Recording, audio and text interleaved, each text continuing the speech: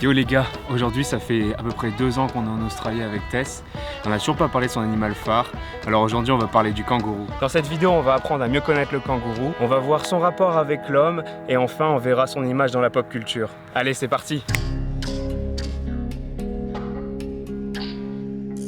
Le kangourou. Comment ne pas vous parler de lui lorsqu'on évoque l'Australie? Il est l'emblème de ces terres, on ne trouve nulle part ailleurs.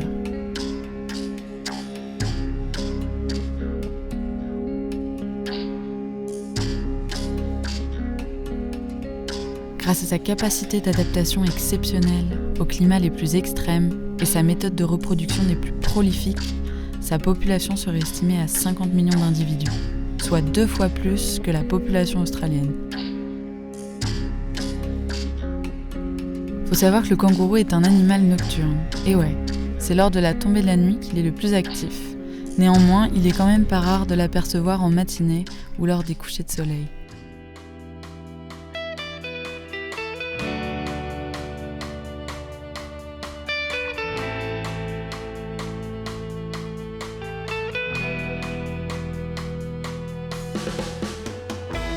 Il dort la journée dans des trous creusés dans la terre et profite des heures fraîches et de la nuit pour se nourrir.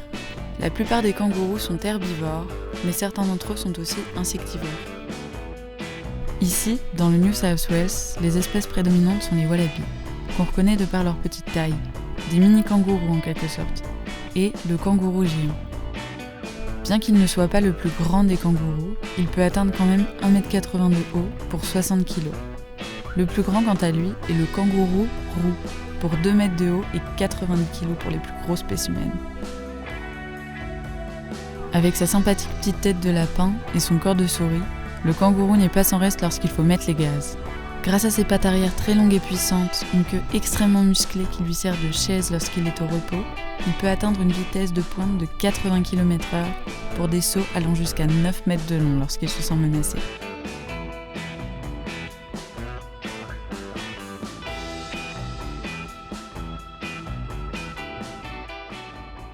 Côté reproduction, la capacité de gestation de la mère est absolument incroyable. Elle est non seulement capable de retarder sa gestation jusqu'à 12 mois, mais est aussi capable de gérer 2 à 3 petits à des stades de développement différents.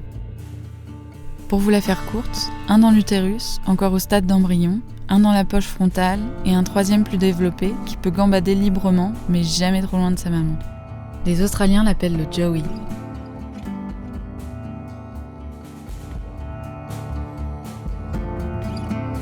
Au fait, le nom kangourou, vous vous êtes déjà demandé d'où il venait? Il existe une anecdote selon laquelle ce mot serait venu d'un quiproquo. Lors d'un de ses voyages en Australie, le capitaine Cook aurait demandé à un aborigène comment s'appelait cet animal inconnu capable de faire de grands sauts. L'aborigène aurait répondu « kangourou ». Cook aurait donc pensé qu'il s'agissait du nom de l'animal, alors qu'en fait cela signifiait simplement « je ne comprends pas ». Bien que l'histoire soit rigolote, il s'avère qu'elle est complètement fausse. Et oui, l'origine du nom kangourou vient bien d'un des dialectes aborigènes. Oui, car il en existe plus de 250 différents à travers le pays. Kangourou dit gangourou vient en l'occurrence du dialecte Gungu Yimitir parlé dans les territoires du Nord.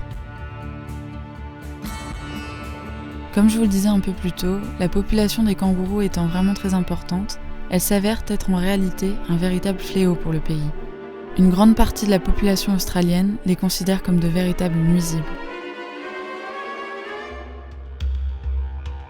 D'après eux, ils appauvrissent de façon drastique les cultures et laissent au bétail que de maigres ressources. Ils sont aussi malheureusement la source d'un grand nombre d'accidents de la route chaque année. A motorcyclist is warning other road users after a collision with a kangaroo near Mandurah left him with suspected spinal injuries. There's been a recent spike in accidents involving the animals, one of them deadly. En conséquence de cette surpopulation, des chasses aux kangourous sont autorisées. Plus d'1 million d'individus sont tués chaque année, notamment à des fins économiques, comme vous pouvez bien vous en douter. La commercialisation de la viande de kangourou rapporterait plus de 200 millions de dollars australiens chaque année. Malheureusement, les kangourous sont soumis au plus grand massacre commercial d'animaux sauvages de la planète. Cependant, l'industrie agroalimentaire en achète de moins en moins, en partie grâce aux campagnes menées par des organismes de défense des animaux. Bien qu'il connaisse un sort pas très joyeux dans son propre pays, le kangourou reste néanmoins perçu aux yeux du monde comme un animal bondissant fascinant, symbole de l'Australie dans toute sa splendeur. Que vous l'ayez aperçu dans la série à succès Skippy, tournée avec de vrais kangourous pour le coup, 13 différents au total, ou de façon beaucoup moins réaliste, dans Matilda, film des années 70, où il faut le dire, le costume du kangourou reste assez creepy. On reste dans les années 70 avec Eddie Mitchell et son morceau « Je suis parti de rien ». Il y évoque la rencontre cocasse avec l'animal dans un bar avec lequel il partagera un verre. Car un soir sur le tard, un kangourou est venu boire. Toujours dans la catégorie chanson française, il y a aussi eu ce morceau de Charles Trenet. Kangourou, kangourou, mon gentil petit kangourou. Bien que l'air y soit assez enjoué, il y évoque le destin tragique de son ami kangourou qui, après s'être fait capturer, passera sa vie dans un zoo comme une vulgaire bête de foire. Pour nous consoler, on a le droit à cette séquence magique de Crocodile Dundee, dans laquelle Michael, le personnage principal déguisé en kangourou, rétablit l'équilibre en tirant sur des chasseurs trop bêtes pour s'être rendu compte du subterfuge.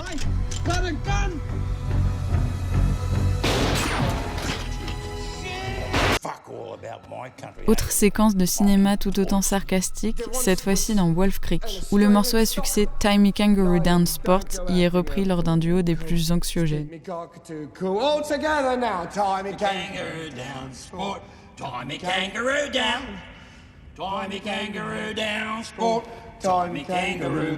Autre séquence de ce même film, où l'on assiste à une symphonie d'écrasement lorsque le protagoniste tente d'échapper à tout prix au méchant psychopathe.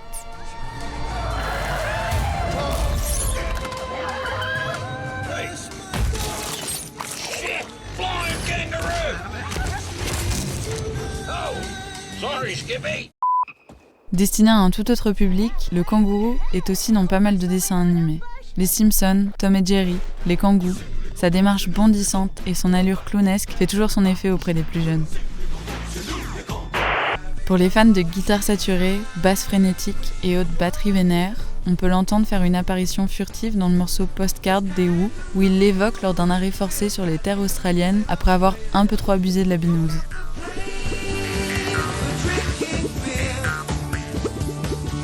Ou encore, malheureusement fini en vulgaire sac de luxe pour Imelda Marcos, la fille d'un riche dictateur philippéen, dans le morceau moqueur de Mark Knopfler, leader des Dire Straits, où il dénonce le fait qu'elle utilise l'argent du peuple pour se payer ce genre d'extravagance. Les Red Hot n'ont pas manqué à l'appel non plus, avec leur son Get Up and Jump.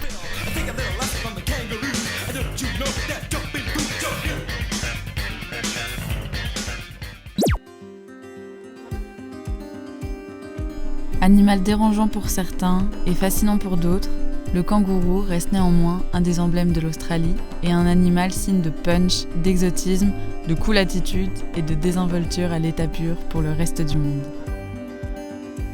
On vous laisse sur ces magnifiques images et on se retrouve très vite pour de nouvelles aventures à la Gypsy. Tchuss!